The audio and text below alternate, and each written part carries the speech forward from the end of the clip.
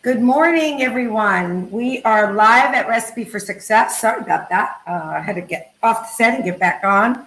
I am so happy. Happy Cinco de Mayo. I thought I should get in the spirit today, so I thought I'd do a little sombrero glasses. I hope that you're all having a great day. I'm sorry I'm not drinking tequila, but I am drinking coffee. Anyway, thank you for being with us today. As you know, this show is about featuring leaders and entrepreneurs and sharing their stories and also a little bit about their companies and what makes them successful. And then, of course, our famous question of their main ingredient to success. And so today's guest is someone that I've had the pleasure to get to know recently, Andrea Tsakanikas, who is with CrewFacilities. And I'm going to bring Andrea in. Good morning. Good morning, everyone. How are you? Good. How are you? You got me excited about that tequila later on for Cinco de Mayo. Thank you. Thank you. I'm excited now. I've got a plan for the end of the day. Well, I don't really drink tequila that well, but my son's birthday is the day after Cinco de Mayo. It's tomorrow. And so he always wants a Mexican party. And so he's 28 and he has Down syndrome, for those who know Patrick. And he's like, Mom, we're going to do tequila shots. I'm like, let's go for it, honey. So we celebrate with tequila shots for his birthday. Most of the time it's really club soda or something, but he doesn't know that. So so where are you right now? Are you here in South Florida? I am here in Fort Lauderdale. Yes, I'm in my home office. And as I was saying, our office is, I went in there yesterday. It was, I think, one of the 3 times I've been in there since March 16th. So I've been mainly at the home office here in Fort Lauderdale. Good. Okay. I know that you have been really busy. So just for our audience, share a little bit about what CrewFacility does. Absolutely. CrewFacilities is what we call a crew logistics management company. And so that brings up the question of, well, what is that? That is truly, we manage the movement and overnight accommodations for commercial and governmental organizations that have teams, groups, crews that are traveling or needing to be housed for a project that are project related. So it could be a variety of different, if it's commercial industries, could be anywhere from construction, road crews, utility companies. It could be transportation companies. We were doing a lot of oil and gas companies. And then governmental agencies range anywhere from the Department of Defense, Air National Guard, Border Patrol, Coast Guard, etc. In addition, we do a lot of disaster relief and emergency management. So first responders, so we do their housing. It could be healthcare workers. It could be different companies that are going in after hurricanes or forest fires, et cetera, et cetera. So we manage the process from sourcing the actual housing, which could be a variety of any property type, from hotels, modular facilities that are brought in, corporate apartments. We did even recently, we actually had to bring in a ship or a vessel into an area where there were no other options that was used as a temporary facility to house about 1,100 people. So wow, so you have people all over the United States, all over the world, where? North America, so Canada, US, and Mexico. Awesome. So one of the things that struck me when I opened up your website was right on the top, it said woman-owned business. Mm-hmm. And I love that. And we haven't really had that conversation with any of our guests, female guests. And so I love what you're all about. And then we'll talk a little bit about what the company is involved in too. But talk a little bit about that as a woman CEO, right, and president of the company. How important, why was it so important for you to put that right there on the front of your website? Most of my career, I've always been in industries that were, mainly male dominated, but we did, there were so many women that worked, whether it was in that organization, et cetera, et cetera. And I had never considered myself women owned. I had in the 2000s, I had started it was a real estate brokerage, but it specialized in property management, vacation rentals. It did mainly luxury rentals. And we were, I was the single owner and we had mainly women working there. And it never thought about saying, hey, we're women owned and we're women operated. And then when we started this company, CrewFacilities, Same thing, women owned. The majority of our employees even that operate are women owned. And one day my husband said to me, he's like, why are you not, certified as a women owned business? And I said, I don't know. I really never looked into it. And then one of our clients had asked us if we could get a special certification through a women owned, eligibility or set aside in New York. And that's when I started the process, because that was the second time I had heard to say, you need to get certified because you are women owned and operated. You also need to go through and really understand the different certifications that you're eligible for. So at this point, our company has 18 different certifications that we've acquired over the years. Wow, that's amazing. And so you said you've been mostly in male-dominated businesses, woman-owned businesses, woman CEO. Talk a little bit about that journey. Just maybe a couple of things that stand out for you as a woman leader or a female leader. What have you seen as the maybe the advantages of that and maybe the challenge? I think I want to start out with the challenging portion, because I noticed it's dear to my heart to help other women feel like they can also either be an entrepreneur or take that first step to apply for a position to be promoted in their current organization. And so something I really focus on is that was something I never had to deal with. I'd really never had, yes, we all have our fears, but I was always motivated by the challenge of doing something that was outside of my comfort zone. So that always was something that motivated me. But I've learned over the years that there are so many women that they really want to do those same steps and same things, but that fear always holds them back. So that's the one thing I want to say that really, I focused on, is that every woman that we hire and bring into our organization, we talk a lot about not their goal solely for working with CrewFacilities, but also what is your goal in life? What are you passionate about? Where do you want to be in 2 years, 5 years, 10 years? Because every woman will say, I have this goal to do this, or I want to open this, or I want to be, I'm an accounting, I'm an AP specialist, but my goal is to be a CFO.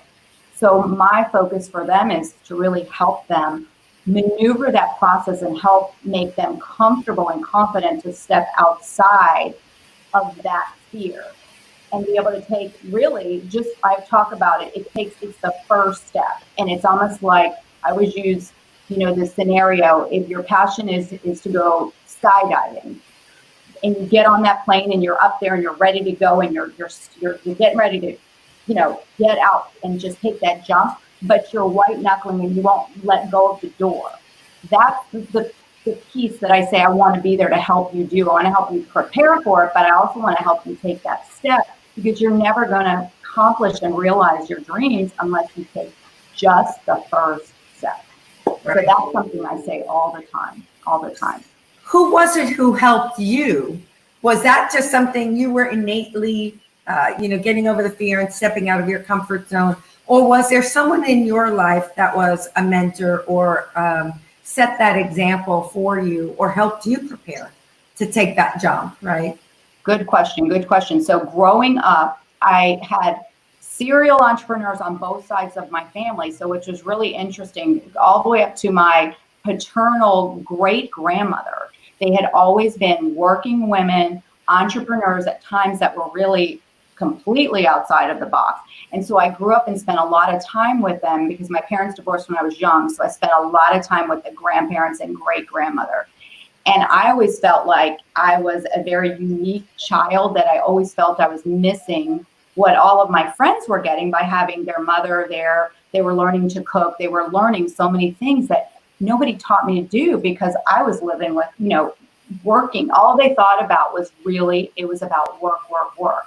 So most of my life I kept looking for, thank goodness I had my stepmother, who's amazing, taught me so many things that nobody else in my family taught me. But I still felt like there was something abnormally unique that I was missing out on, until I kind of got into my 20s and started realizing that was the piece I really took from those women, is that I think they gave me that entrepreneurial spirit because I learned watching them from when I was, a little girl on both sides. And so as I grew up, I realized what I thought was the, not so normal really was an actual gift and an amazing thing that I had, which gave me that spirit to really be an entrepreneur and want to, think outside the box and take steps, and really the excitement of the challenges of trying something new and going in a new direction. Yeah.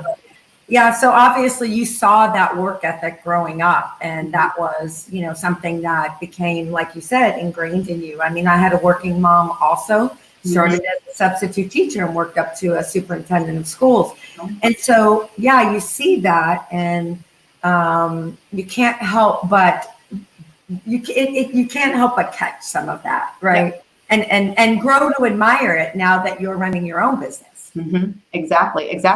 So some of the benefits we talk about being women-owned and certified is that we are able to do, there are so many different directions you can go in, whether you want to get into governmental contracting, you can go anywhere from the local, cities, counties, state, or you can go all the way up to the US government and do a lot of governmental contracting. And that's somehow we started out when we got our first certifications, we actually started bidding on projects for the federal government. And so to date, we've been certified a little over 3 years. Our first certification was a little over 3 years ago, and we've been awarded to date 63 different governmental contracts. And so I've learned a lot through those steps. And every women-owned business has so many different opportunities. It can also be even going through the Women's Business Enterprise National Council, which I'm a board member for my regional chapter, where you also have the opportunity to go through a lot of the big corporations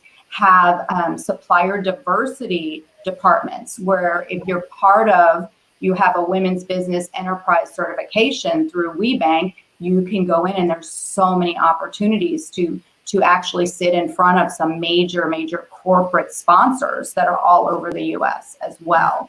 So there's a lot of opportunities. I actually have outlined through my path and what I've learned. I've actually created a 10-step process that I help a lot of other women that want to get certified go through. And it kind of has narrowed down my long learning curve to kind of help them say, if I could start all over, these are the 10 steps in this order that I would take to go through certification. That's really helpful. And so I hope when women see this, that they take advantage and reach out to you, because that saves you a lot of headaches and a lot of, missteps along the way. So that's really good information.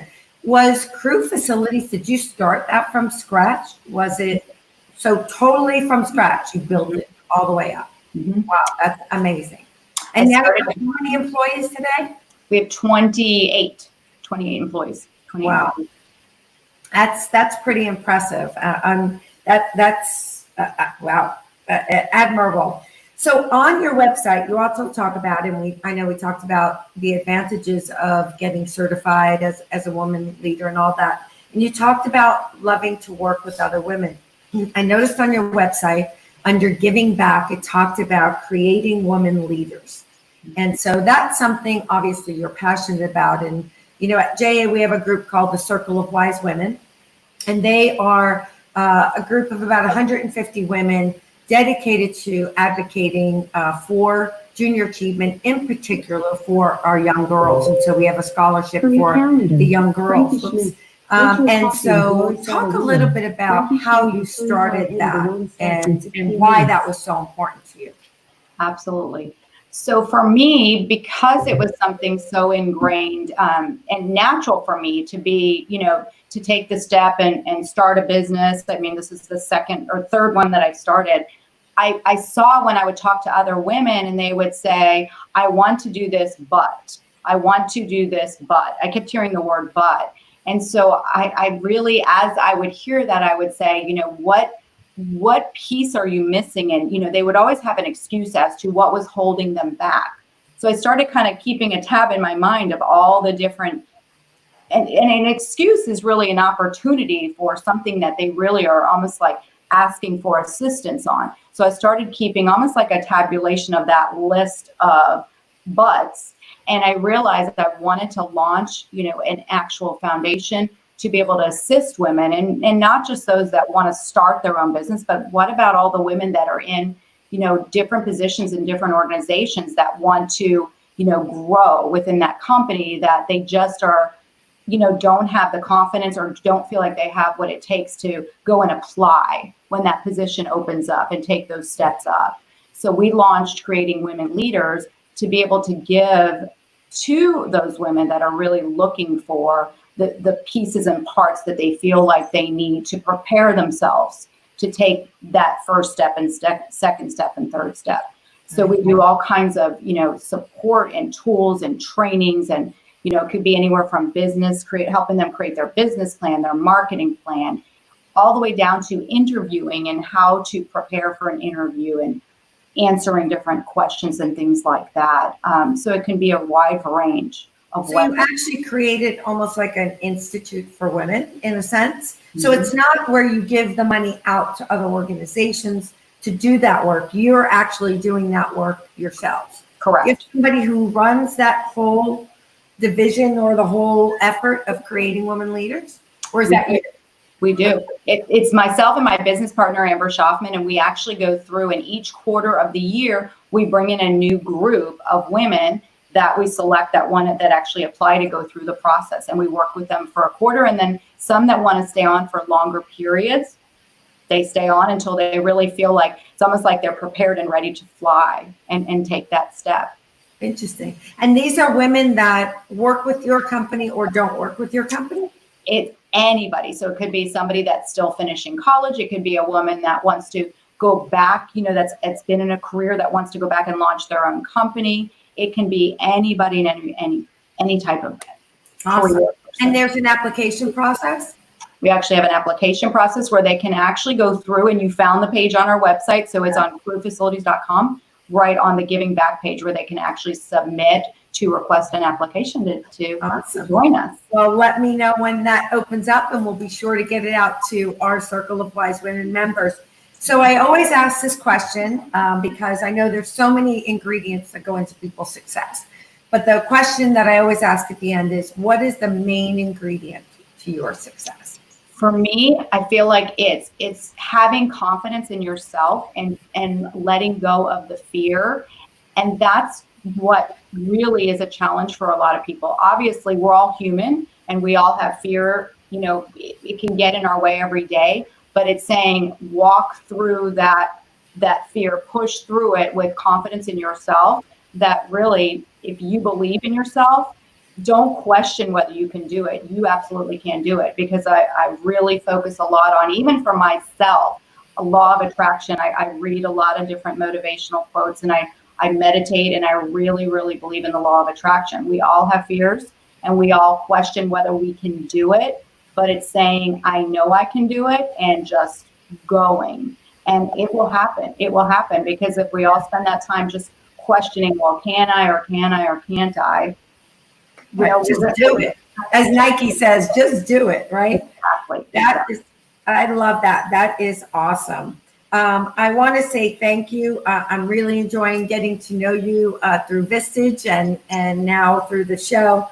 And so thanks so much for sharing your story, a little bit about your family, your company, and of course, your main ingredient. And I do want to just share with everyone before we close, today is Giving Tuesday. And so whatever it is that you feel strongly about, make sure to get involved in today. Junior Achievement of South Florida does have a campaign for today that will actually go on for the next month.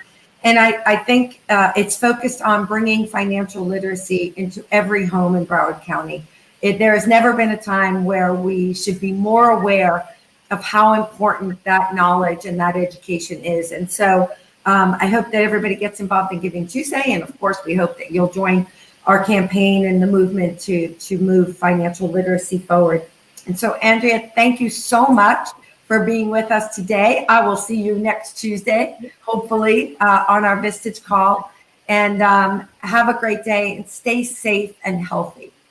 Thank you so much, Lori, and thank you, Junior Achievement South Florida. I was really honored to be here. Thank you so much. You. Have a great day, everyone. Cinco de Mayo. Enjoy. All right.